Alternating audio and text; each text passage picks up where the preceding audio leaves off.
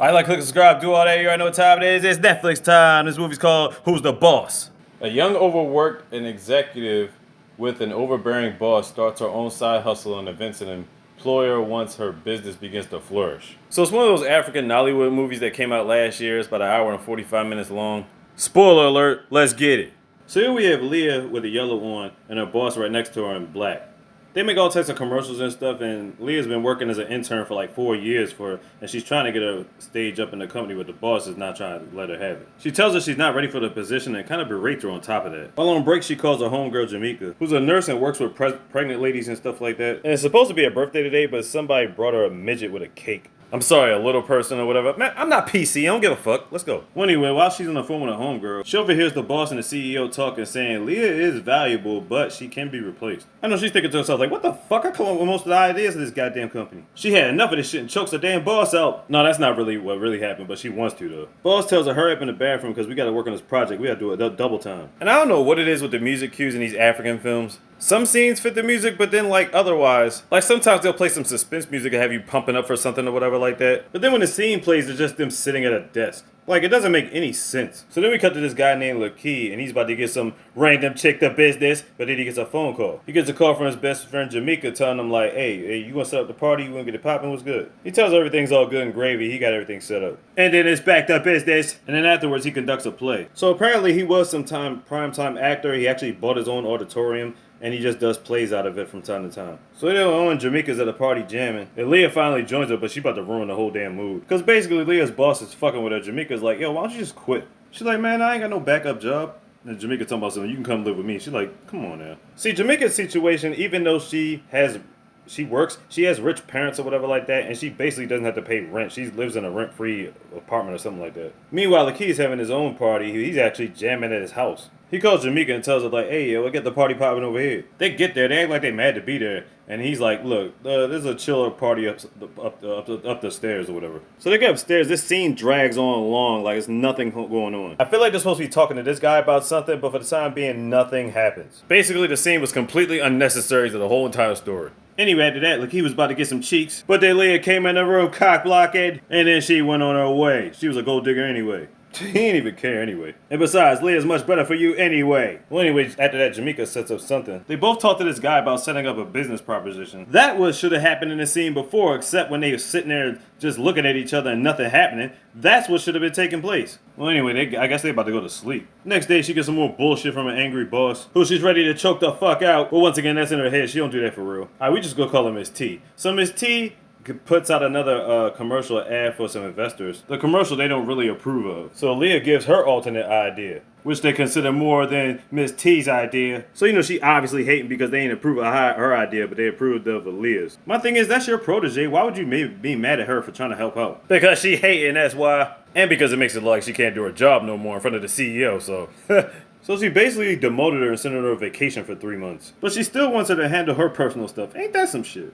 I'm assuming she's making a hell of a lot of money to take this type of abuse. So anyway, after all that, she meets up with Jamaica to go to this little fashion show thing. And she basically convinces Aaliyah to promote herself like, fuck Miss T. So the next day, Jamaica is set up with some investors for Aaliyah to go to. She presented a commercial and they approved of it. But the only way they could seal the deal is have both CEOs shake on it. And because she's not CEO, she gotta come up with something by tomorrow. So they're thinking to themselves, who are we gonna get to play a CEO? You know, somebody that has some acting experience? Yeah, they end up getting Lakey to play the part. I'm still wondering how this is gonna work.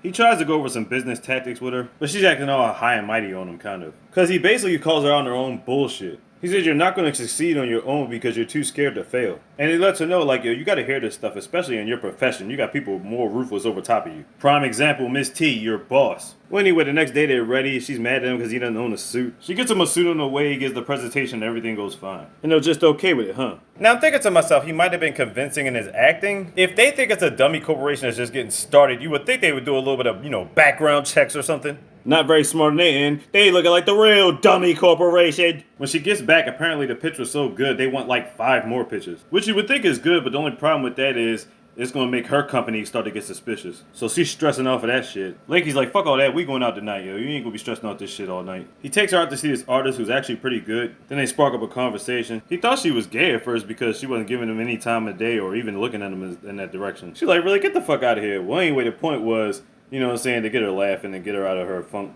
So anyway, they end up having a good night. So throughout that, he takes a phone call and he sets up a deal for her. Why she gets mad at him for it, I have no idea. Even Jamaica's like, girl, what the fuck is wrong with you? I mean, I get it, she feel like she doesn't deserve it or she isn't ready for it, but she's just self-sabotaging herself. So he comes by the next day, brings her breakfast, and she's like, why do you care so much? Why are you pushing me so hard to do this? And he tells her the story about back when he was in his 20s, he built something that led to $1 million company, but was snatched out of billions of dollars or whatever. He wasn't prepared to be ruthless and cutthroat like that, and then he ended up finding his passion through therapy, which he does with acting. He spent most of his money on the auditorium, and basically that's where he's at. The point is, he enjoys what he's doing now over just having a bunch of money. So he's more so looking after her, just helping her find her way.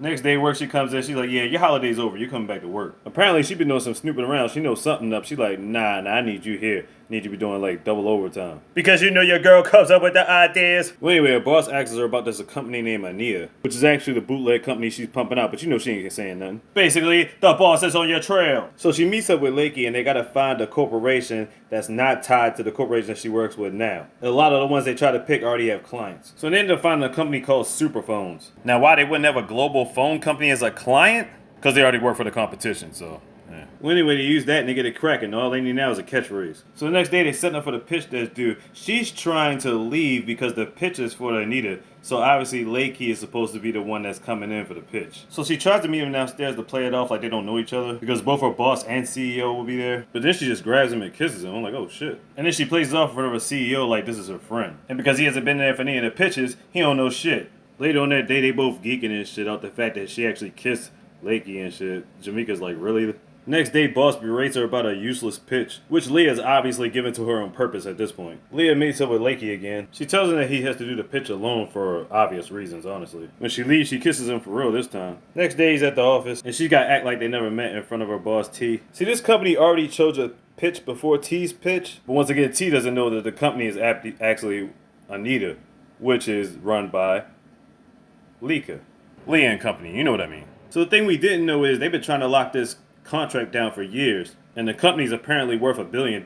So yeah, they're gonna fight for that shit. So she brings Leah back to work overtimes and double shifts. She's still berating the shit out of her. It's like, god damn. So Leah finally stands up to her and says, nah, I ain't doing overtime, I ain't doing none of that shit. And then on top of it, that the Anita company is run by her. She's their competition. T devastated as hell. Then she tells Leah, get the fuck out of here. She feels scared and liberated all at the same time, but her homegirl lets her know, like, look, you're finally free. So next day, T's trying to go the other route. She's trying to sue her for this shit, which I'm pretty sure she might or might not even be able to do. So at first, she takes her frustrations out of Lakey, then she kisses him again. Then, of course, that sexual frustration turns into getting the business. Because, yeah, that's what happened. Then Jamaica pops in like, really, Leah? You took it that far, Leah? Like, that's what you doing? Leah's like, look, I can make my own decisions. Don't worry about all that. And fellas, I want you to understand something. It's a tall tale sign. When your girl starts wearing your clothes, that's how you know. You got him. So anyway, she kicks him out the room so she can think or lay down or something. And Jamaica's like, man, don't be breaking my girl heart, you know what I'm saying? He's like, nigga, this is your girl we talking about. Don't let her break my heart, you know what I'm saying? Feel me? So now back in the office, instead of suing, now they actually want to buy their company from her. Because they realize how important it is to get that contract. So now she's got a huge decision to make. Either sell the company and go back to them, or try to do it on her own. So they have a little bit of a falling out because he feels like she's selling her soul to keep it, even though she is getting a hefty, large lump sum. She could do whatever with it, but I understand why he's kind of mad, but he should just get over that shit. I mean, it's like she could still be her own business. She's just doing it under the umbrella for the time being. You can tell T is still bitter because deep down inside, she thought Leah was basically trying to take her job and get her up out of there. Which wouldn't have been her fault, and besides, the CEO's been trying to get rid of T anyway. Which we didn't know early on because every time you see him, you always see them together. But even he knew deep down Leah was coming up with the ideas. Yeah, it's all some cutthroat shit. Well, anyway, Lakey's back at his house having rave parties. He apologizes for leaving her, but she ain't trying to hear it. And I know she's been going through stress, but she is mentally exhausting in this scene, and some of the stress she puts on herself. So she basically just kicks him out. Later on, we find out Jamaica turned down a $20 million grant because it came with other stuff that she didn't want to do. So she's starting to work for $250,000 a year. And their place is not rent-free anymore, but she's like, we'll be fine. You just turned down $20 million, huh? Rich people problems, right? So anyway, Leah does her speech. She's not happy for some reason. T knew his job was going to be up someday. So they come to the CEO. He's like, T, don't be starting no trouble. T's like, I'm about to start my own shit, and I'm taking Leah with me. He's like, no, you can't do that. I'll sue the two of you. He said, go ahead, do what you want. You try. But really, Leah ain't going nowhere. She just did that for T's benefit. She's like, oh, shit you did with me? I ain't fucking with you. Leah's like, I'm staying right here. And T, you go all do all. What the fuck you gonna do? Thought you had a friend. Sit there looking stupid. Well, anyway, Leah shows up back at the auditorium trying to win her man back. He's like, man, you been on some supreme bullshit lately. And she makes this long stem apology and all that. And she gets him back. And that's the end of that. I honestly don't even know what else to say. Who's the Boss on Netflix? Check it out. Like, click, subscribe, do all that. You already know what time it is. Slick, easy, out the easy, man. Style. Big, you got that slogan.